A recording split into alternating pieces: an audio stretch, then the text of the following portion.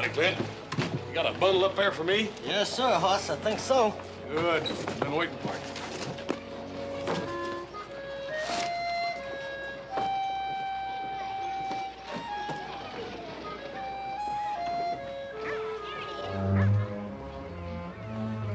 Thank you. Hey, come back with that. These kids are getting plumb out of hand. I'll get it for you. Oh, never mind. Never mind. Just some sandwiches in it, that's all. Permit me to introduce myself. I'm Sam Washburn, and this is my wife, Martha. I'm happy to meet you. Just call me Hoss. Where are you folks planning on staying? Well, we haven't decided yet. Maybe you could suggest a place. Well, yeah. The Palace Hotel down here. It's the best place in town. Oh, Sam, I'm afraid that's a shade too expensive. Martha, don't look on the dark side of things. As the poet says, it's always darkest before the dawn. I'm sure in a town this size that I can obtain a position that's worthy of a man of my talents. You gonna try to get a job here? Well, why not? I hear this is a very prosperous town. Not anymore, it ain't. See, we had a couple of real bad mine disasters a few months ago and created a bunch of widows in town. They got no means of support, no money. As a matter of fact, some of those kids right there are probably from some of those families. Oh, how sad. We're doing what we can for them, even trying to find work, but there just ain't enough jobs to go around. Sam, whatever are we going to do? Well, I'll tell you what, ma'am, you're mighty welcome to come out and stay at our place until you make up your mind what you want to do. Thank you, just the same, but we can't accept charity. Do like you want to, sir. If you change your mind, and I hope you do, I'll be down here in the general store. There's plenty of room at the Ponderosa. Did you hear what he said? The Ponderosa. That's the name of his ranch. You know what that means? What? We're in luck. The Ponderosa is the top outfit in the whole Nevada Territory. Young man. Well, sir, we've changed our minds. Well, good. I have a feeling that Lady Luck is about to smile on us. Hey, Martha? I hope so, Sam. Well, ma'am, we'll do what we can to help her smile a little.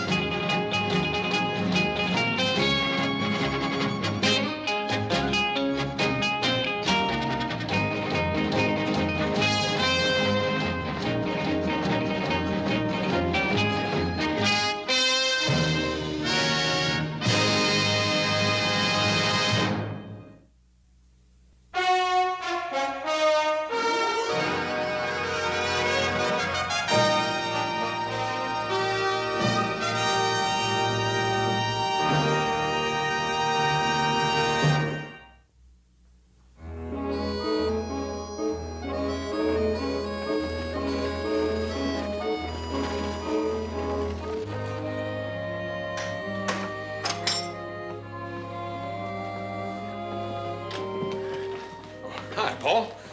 I want you to meet some friends I brought in from town. This is Mr. and Ms. Washburn. This is my Pa and my brothers, Adam and little Joe.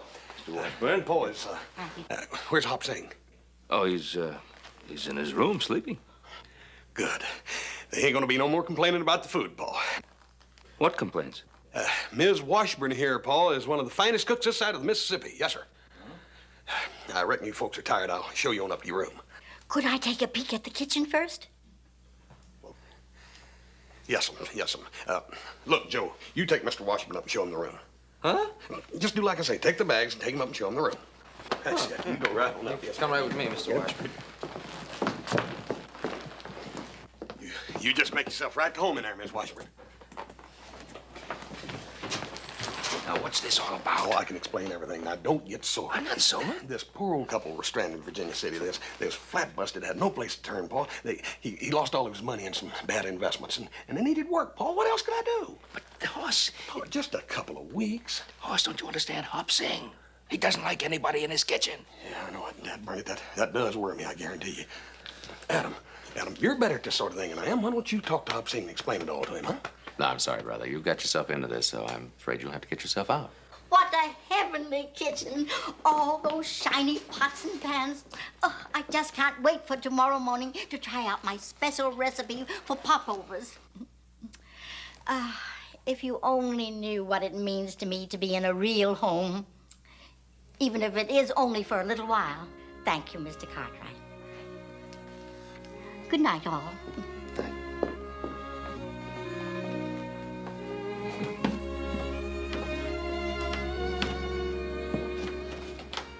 Well, here I go again. I'll talk to Hop Sing. Well,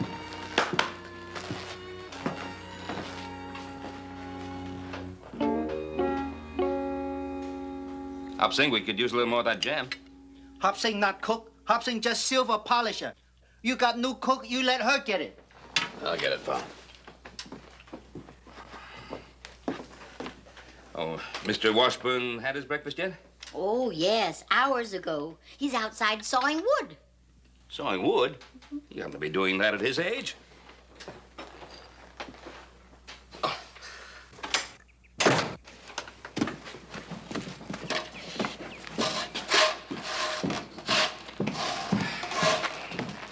Mr. Washburn. Oh, good morning, Mr. Cartwright. Good morning, Mr. Washburn, but you must stop this immediately. Well, I guess it won't hurt to relax for a while. Mr. Washburn, sawing wood for... It's much too hard for you. Oh, I fully intend to earn my own keep, sir. I'm not a man to sit idle while my wife is working. Well, Sam, why don't you come in and have a cup of coffee and some popovers? Later, Martha, later. You know, my little wife wouldn't be working now, except that I overextended myself financially. yeah, Hoss mentioned something last night about some unlucky investments that you'd made. Oh, he did, huh? Well, the truth is, I invested all our savings, even mortgaged our little home, in a small but very promising copper mine back in Utah. Now, to make a long story short, in no time, I ran out of money. And the joke of it is that all I needed was $200 to buy proper machinery, and I'm sure we could have hit pay dirt by now. $200? Yeah. What would you say if I offered to lend you that $200? That's very generous of you, sir. Oh, it's not generous at all. As the poet says, neither a lender nor a borrower be. No, Mr. Cartwright. Thank you kindly, sir. Well, Mr. Washburn, if you change your mind, that offer still stands.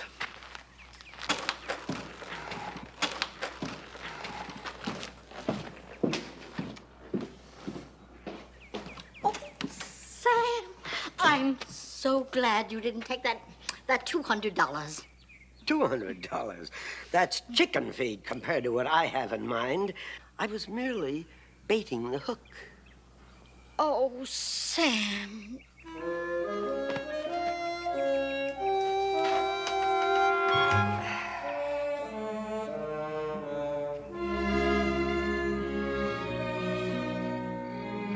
Well, it's getting late, Sam. Are you coming to bed?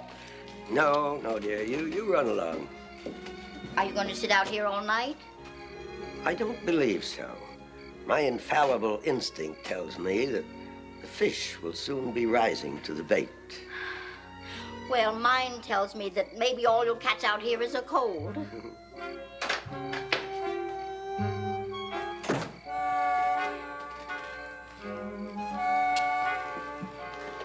Evening, ma'am. Evening. Mr. Washburn. Evening, Hoss. Mr. Washburn, I'd like to talk to you a minute if I could. Good night, Martha. Good night, Hoss. Night, ma'am. Well, what's on your mind, Hoss? Well, Mr. Washburn, it's about that copper mine. How'd you know about that? Paul told me all about it. I shouldn't have shot off my mouth to him about my troubles. No, sir. I'm glad you did. As a matter of fact, I've been thinking about it. And well, it's sort of hard for me being a stranger and all. Why, Hoss, you a stranger? Only this morning I was saying to Martha, if I had a son, I'd want him to be a fine, upstanding young man just like you. Now, you just feel free to speak your mind. Thank you, sir, I will. Well, Mr. Washburn. Call me Sam. All right. Sam. Been thinking about that $200. Now, stop right there. I know what you're going to say, and I don't want to hear it. Sam, you promised me I could speak my mind. Yeah, I'm sorry. Go right ahead. Well, the fact is, Sam, if you'll listen to reason, I got a little proposition. See, I've been saving some money, and I got a little bit of my own. And what I'd like to do is, I'd like to loan you that $200. Well, since you're like a son to me, I got half a mind to accept your offer. By George, I will. But I must impose one condition. What's that? That we become equal partners, 50-50. Sam, that's crazy. I mean, after all the time and work and effort you put in to develop that property? Then the deal is off. Now, come on, Sam, be reasonable. Well, I'll tell you what I'm going to do. I'll give you 25%, nothing less. And tomorrow morning, partner, you're getting a deed to make it legal. Now, is it a deal? It's a deal. Just one thing more, partner. If you'll permit an old man to retain just a bit of his false pride, don't tell your father and your brothers about this. Well, I'd feel terribly embarrassed if they knew that I had borrowed money. It'll be our secret, Sam. Thank you.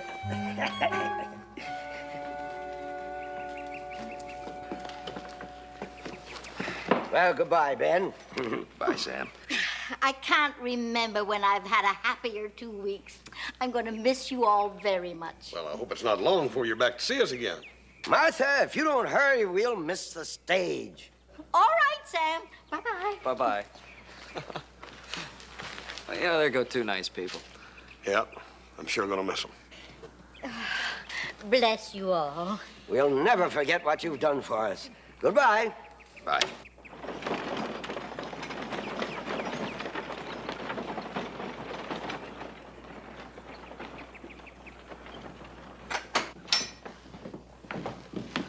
Mr. Cartwright. Oh, Mr. Cartwright. Yes, Hopsing. Hobson giving notice. I quitting at end of week. You're quitting? Oh, now, don't tell me that you're still angry because that poor, sweet woman did the cooking for a couple of weeks. Oh, no, Mr. Cartwright. We very big friend. Good. And Mr. Washburn, he going to make Hobson rich. See? This is deed to land mine. I pay him $50 for it. Then he give me 10% of his copper. Oh, so sorry. Hobson promised not to tell. Not even you, Mr. Cartwright. I don't understand. All he needed was $200, and I gave him that for 25% of his copper mine. I don't understand. Well, I think I do. Did he also insist that this be a private affair, his and your secret? Yeah, he said he'd be embarrassed. He'd be caught. Because he felt that if you told me, then he wouldn't get my $200. Now, he made the same deal with me. Oh, Sam left here $450 richer than when he came.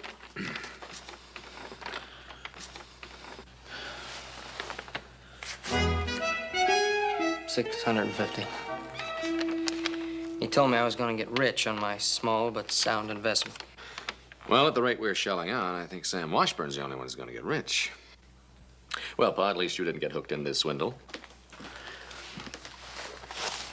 Count me in.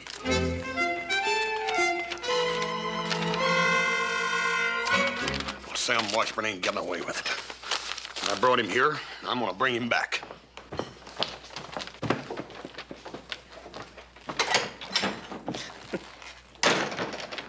That old rascal. Do you realize that we are now the proud owners of 110% of a copper mine? Shake, partners.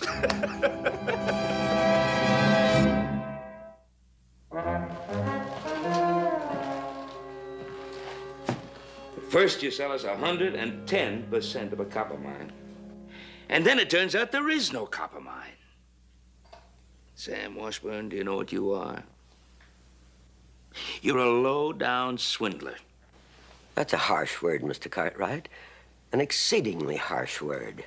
Entirely unwarranted. As the poet says, to err is human, to forgive divine. Well, you forgive me. Well, what the devil would you call a man who comes along and swindles his friends out of $800? $850. $850. I would be inclined to withhold judgment until I was sure of my facts. Come on, out with it, Sam. Please, Sam, without the poetry. As you will. It began a short time ago. Martha and I were looking forward to secure our sunset years. And innocent babes that we were, we fell into the clutches of a smooth-talking operator. He gave us a glowing account of a mine that was supposed to have copper in it.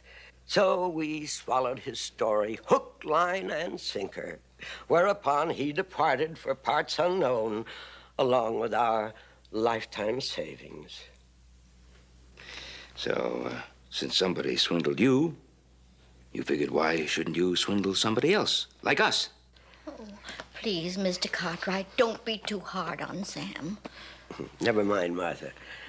We can't expect Mr. Cartwright to believe that I borrowed the money temporarily. Borrowed. That's a new word for it. Well, you or old, that's the truth. With this money, I intended to open a small business in San Francisco to recoup our losses. I anticipated returning the money shortly with considerable interest. Martha knew nothing about my plan until we were well on our way to Virginia City. She begged me to turn back. But if I'd only listened to you, sweetheart, I wouldn't be facing a jail sentence now. Jail? Oh, no. Don't worry, Mrs. Washburn. We're not going to send him to jail. And we're doing this for her, not for you. We got our money back, and, well, maybe Sam has learned his lesson by now. Thank you for being so lenient. I guess we better go, Sam.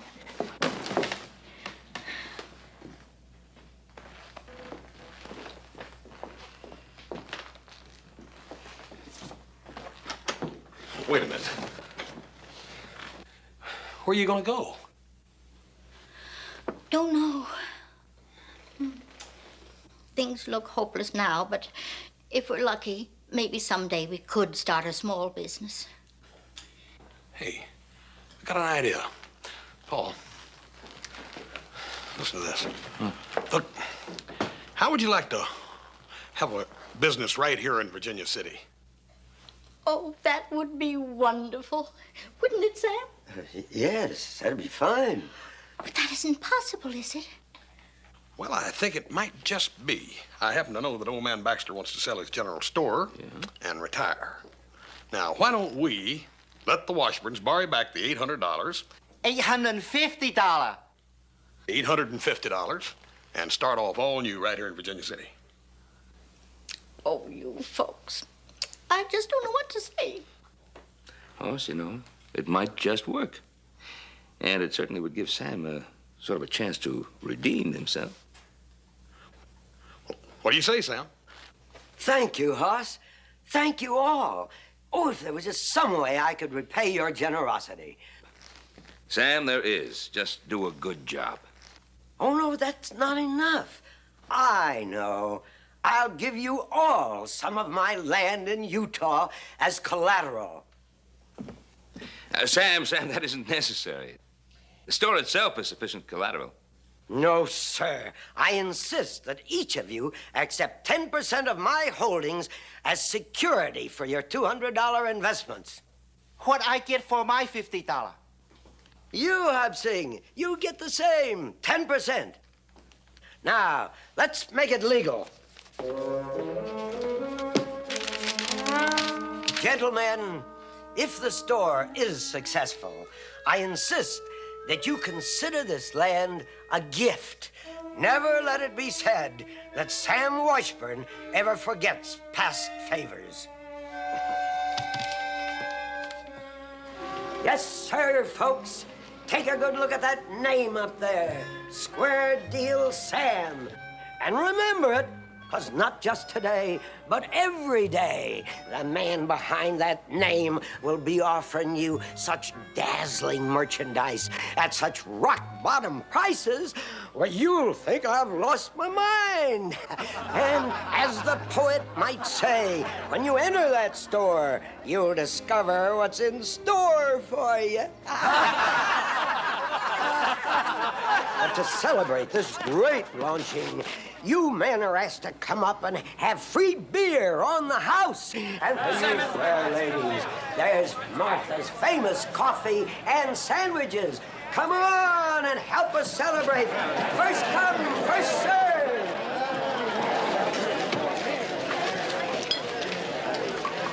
Well, you gotta hand it to old Sam. He's generous. Well, he can afford to be with our money. It's like Sam says, you gotta give a little to get a little. Well, I've heard all I want to hear. I'm leaving. Me too.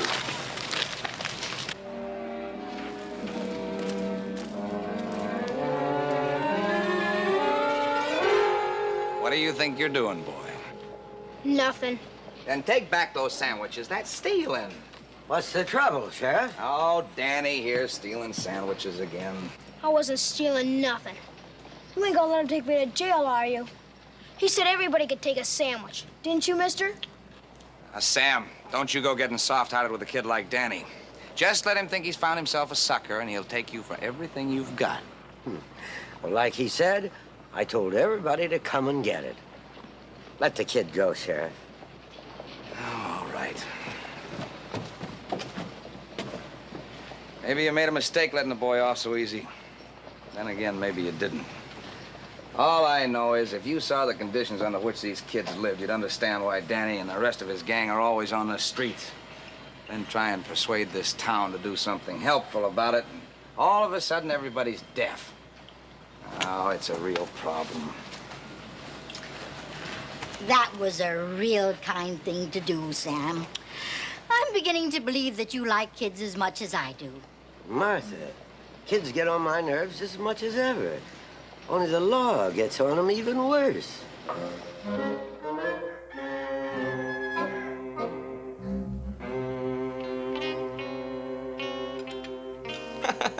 And I hope it was worth it, Hop Sing. You look like you need about a week's sleep. Last night is a very bad night for Hop Sing. This is Charlie Gibson. He's a very smart poker player. You mean to tell me you were playing poker with a professional gambler like Charlie Gibson? Did you lose your wages again, Hopsy? More, much more. But this time I lose all wages and deed to land Mr. Sam give to me. Well, giving up that deed isn't such a great loss. But that's what I figure. This is Mr. Gibson. He not so smart. He pay Hop Sing $100 for deed to pay off poker debt. I make $50 profit. Pay you $100? Hopsing, did you tell him there was copper on that land? Sure. How else he buy it? He believe me when I tell him all Cartwrights own land too. Pretty smart businessman, hey? Oh, yeah, you're real smart. Well, what do you think Gibson's gonna do to you when he finds out there's no copper on that land? Even so, he get bargain. You each pay $200 for your deed. Hopsing, don't you realize you can be put in jail for what you did? Look, Paul, maybe I should ride into town and try to buy that deed back from Gibson. Gibson wouldn't sell you back that deed. Not everything's there's copper on that land. What you might do is send a telegram to the land office in Utah. And then when they send you the information that there isn't any copper, show that to Gibson as proof. Yeah, well, I'll go in after breakfast. I hope I can get to Gibson before he starts any trouble. Well, Hop Sing, do you think you've learned your lesson? What's wrong? Hop Sing have beautiful straight. How he know Charlie Gibson have full house?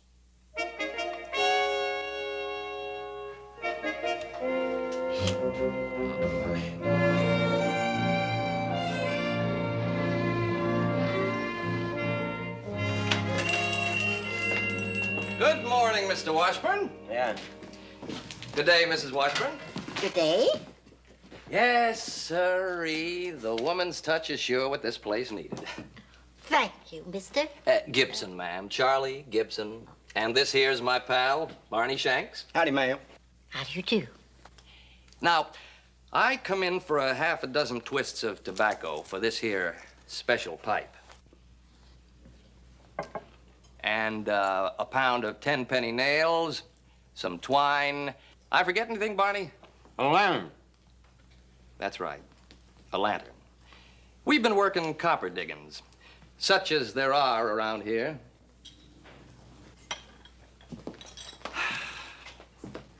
I understand copper mining is one of your interests too, Mr. Washburn. Copper? Now, come on, Mr. Washburn. I happen to know that you've got considerable copper holdings in the territory of Utah, even sold part to the Cartwrights. Is that a fact? Al, I see you like to play it pretty close to the vest, Mr. Washburn. Now, how about dropping your little act and selling me the rest of that copper mine? The only thing I own in the state of Utah is some empty land. Well, then, seeing as how I already own part of your empty land, be it known by these presents that for the sum of $50, the bearer is hereby declared owner of 10% of the Ogden Valley real estate holdings. Signed, Samuel T. Washburn, witness, Ben Cartwright. Well, I'll be hornswoggled. Well, I sold this deed to the Cartwright's cook, Hop Sing. How do you happen to have it? He paid off a poker debt last night. What beats me is how you got the idea that there's copper on that land. Copper or no copper. You want to sell any more of it?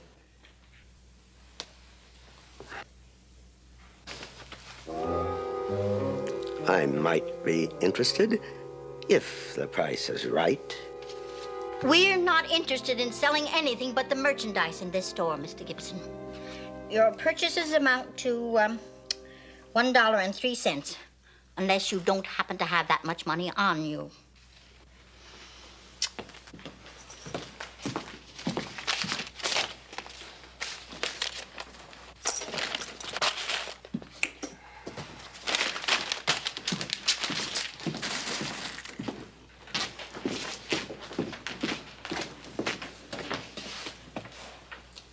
If you care to change your mind, Mr. Washburn, you'll find me at the saloon.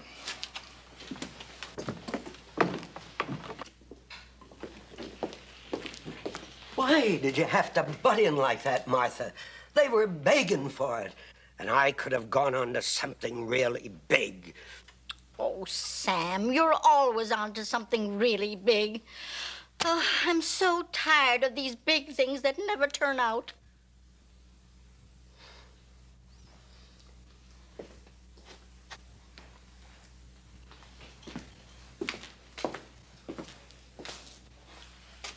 I suppose you think that Sam Washburn would rather end his days as a petty shopkeeper. Well, my dear, you've got another think coming. Sam!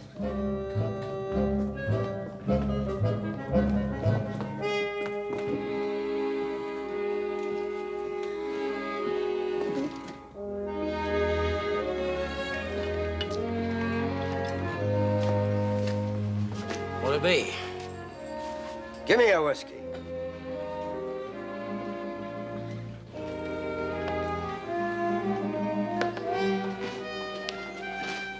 Changed your mind, huh?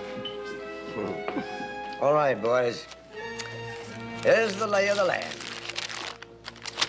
That parcel is all I have left of my choicest holdings. I'll sell it all to you for $1,000. Oh, it's a bargain, a double the price. A bargain? Why, it's highway robbery. How come the price went up?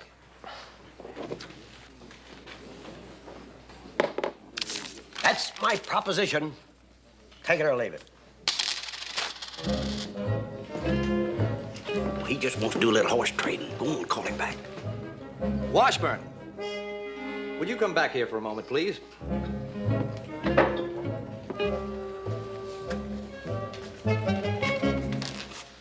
Got a counter proposition for you. Don't cost nothing to listen. Now, why don't you sell shares in that there valuable parcel of land of yours? Let's say, as a starter, 1,000 shares at $1 a share. Well, that way, folks not rich like the Cartwrights could afford to get in and make a little money, too. Say, that's a brilliant idea. I wish I'd thought of it myself. Now, I'll tell you what I'm going to do, Mr. Gibson. Since it was your idea, I'm going to give you 10 shares free and clear if you'll start the ball rolling. You got a deal. All right, men. Listen to me. I got a proposition for you. For $1, 100 cents, you can buy a share in the richest copper land in the whole Utah Territory. Now, here it is, right here on this here map. I'll take 5 shares of that. 5 shares, Barney. Would you assist me, please? Put Andy down for 5 shares. Andy. All right, men, now gather around me. Come on, all around me. Now, this is the chance of a lifetime, men. A chance to invest in America's future. If you want to get rich, this is it.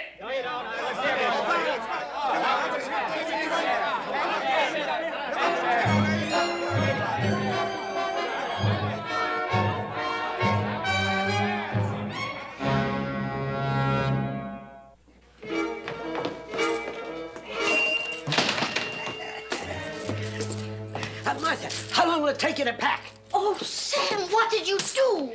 Well, I told you I'd make it big someday, didn't I? Where did you get all that money, Sam? Well, now, let's just say that I came out ahead in a little stock transaction. Sam, what about the Cartwrights? We'll send them a postcard from Paris. Now, you start packing. Oh, it's some customers. Oh, well, cover that, cover it. Well, what can I do for you, my boy? It's on the list. Are you feeding an army? It'll take me half a day to fill this. What do you expect? There's 8 more of us kids besides Ma and me. Oh, well, I haven't got time to fill this now. Come back later, huh? Maybe they need it now, Sam. 9 children. It must be wonderful to have such a large family. They ain't all family. I only got one brother, Tim here. Ma, she takes care of the other kids like Jesse here. Whilst her Ma's out looking for work. Martha, we haven't got time to listen to the story of his life. We got more important things to do. Martha, you haven't time. Well, here's your answer, Hoss. In your inquiry, land ownership, no evidence of any deed recorded to Sam Washburn or Ogden Valley Real Estate Holdings. Land you describe owned by the Territory and occupied by the Territorial Prison. Oh, boy. That's just great. Thank you, Norm. Oh, what's the hurry, Hoss? I gotta go see Sam Washburn. Now, if you're looking to get in on your friend Sam's big land deal, it's too late. A little while ago in the saloon, I had to put down some mighty mad folks who lost out on it, too. And the way they were fighting to give him their money, you'd have thought he was offering them the whole of Utah free. Well, he dang near was. Read that. You don't have any money. How did you expect to pay for all this? Well, we kind of figured since Mr. Washburn here could give us all them sandwiches, we was chancing maybe he'd let us take all this stuff and wait till we could pay him. All right. Let him have it. Let him have the whole store. We don't need it anymore. You mean it, mister? Take everything you can carry now and come back for the rest later.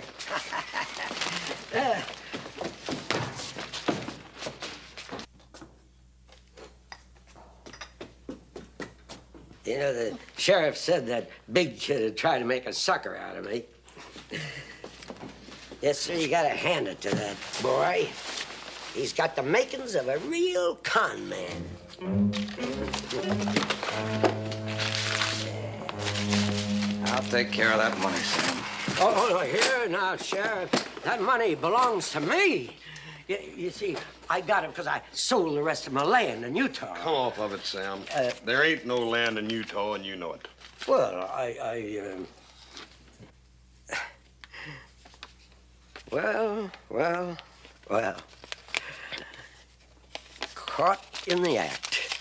Gentlemen, I'm forced to confess that I'm a sentimental old fool. Like you, Sheriff, I was trying to find a way to take care of our unfortunate urchins in the street. And only today, right out of the blue, came the answer. A foster home. What? Oh, brother. By using a slight diplomatic deception. What you pulled was an outright swindle. Don't be so technical, Sheriff. I raised the money, didn't I? And as the poet says, the end justifies the means. Well, I don't think the judge will say that. Come on. Oh, no, Sheriff, I'll sue you for false arrest. That money was collected to try and get decent shelter for our ragged lambs, our unfortunate orphans. Now, that was the wildest one I've ever heard yet. Why does he make up those yarns, anyhow? That's Sam. Before they reach the jail, Sam will be believing it all. You'll see, he'll convince himself he's crusading for the children. But, ma'am, he just invented that story just then to cover up his swindle. That's right, Hoss. But that's the difference between Sam and a genuine swindler. A con man knows he's lying, but Sam doesn't. The only successful swindle he ever pulled was to bamboozle Sam Washburn into thinking he could be a swindler. Well, ma'am, why does he keep trying? How come he ain't satisfied just stay here with the store?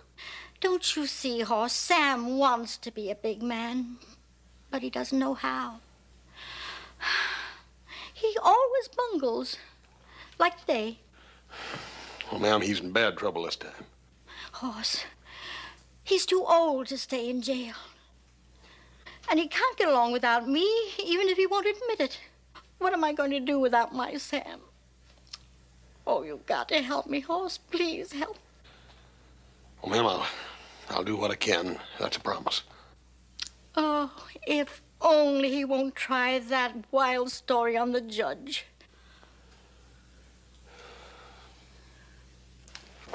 That's right, Your Honor. With these funds, I intended to build a home away from home for the deprived waifs of our area, to provide them with shelter, sustenance, and supervision. Such a foster home would not only return them to the paths of righteousness, but it would make them into useful citizens to whom all Nevada would point to with pride. And what's more, it would put Virginia City on the map as a community with a heart. Put him away, Judge! He's moving! I am touched with the nobility of your motives, Mr. Washburn. In my 20 years as circuit judge, never have I heard a more moving story. For a moment there, you almost had me believing you.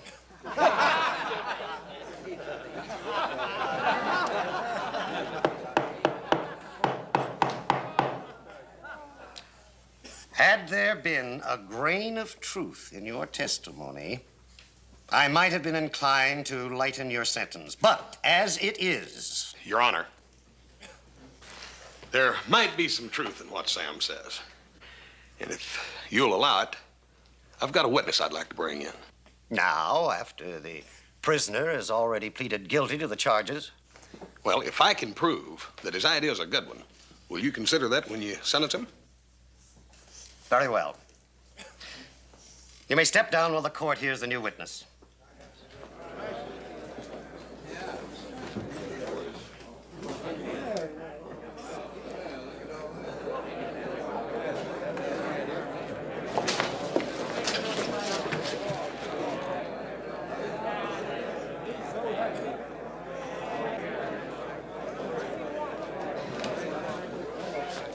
Your Honor, this little feller's name is Danny Sipes.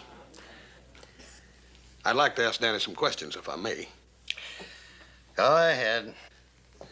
Danny, supposing there was a decent home here in town so you and the other kids could have a place to stay while your mamas are out working or looking for work, would you be willing to do that?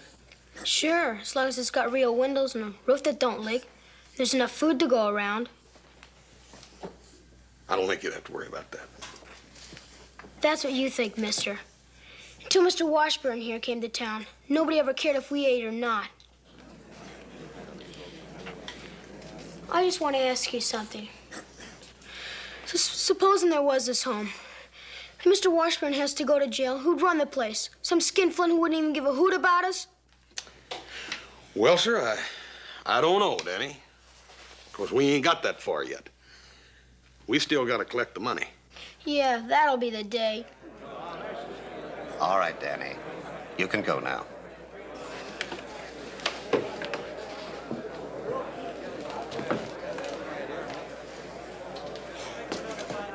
Oh, Sam, those poor kids. I wish I could help them. If I may, Your Honor, I'd like to say a few words. Now, whatever Sam Washburn's motives were, and I'm not saying they were honest, he did prove one thing. And that is that the only way to get any money out of the folks in this town is to appeal to their greed and their selfishness. Been a lot of talk these last months about helping some needy families in this town. Well, that's what it's been, just a lot of talk. Because when it came to raising money, we couldn't even raise a plugged nickel. But let some complete stranger come into this town with a crazy, get-rich-quick scheme, and the folks in this town almost get themselves killed in their hurry to part with their money. Of course, the saddest thing of all is these children, because they did have their hopes raised, foolishly or not, with all this talk about a foster home. Now these kids' hopes have been dashed to the ground.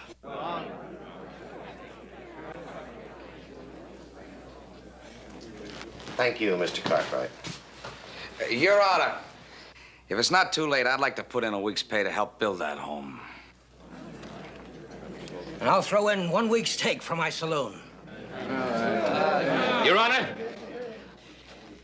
I'll match dollar for dollar any money raised to start that foster home. I guess we're all ashamed for what we done. What do you say we put the whole kit and caboodle of that money into a fund for the foster home? Sure. What do you say, folks? Sure. What do you say, folks? Huh?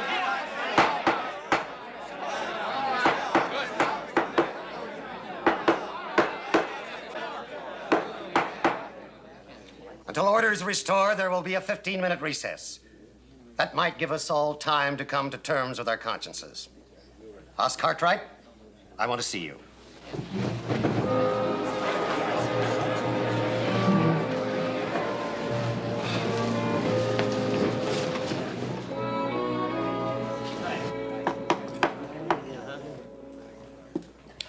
I have been informed that enough money has been collected to build the proposed home, as well as to sustain it for some years to come. I congratulate you. However, a criminal case is being tried here, and I have yet to pronounce sentence. Will the prisoner please rise? At the suggestion of Hoss Cartwright, I'm going to give you, Sam Washburn, a chance to use that lively imagination and ingenuity to some constructive use. Since these children seem to like you, I hereby put you on probation for 5 years as custodian of that proposed home.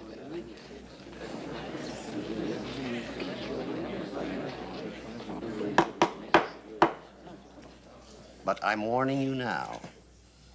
If you betray their faith and trust, you'll be punished to the full extent of the law.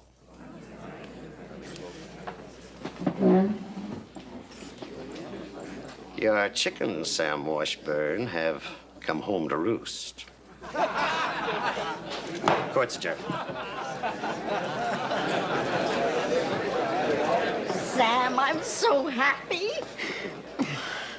Well, you got your wish, Martha. All the kids that you can handle. Yes. And it'll be so good to settle down once and for all. Settle down? Martha, you just can't think big. We ain't got time to settle down. Our work is just beginning.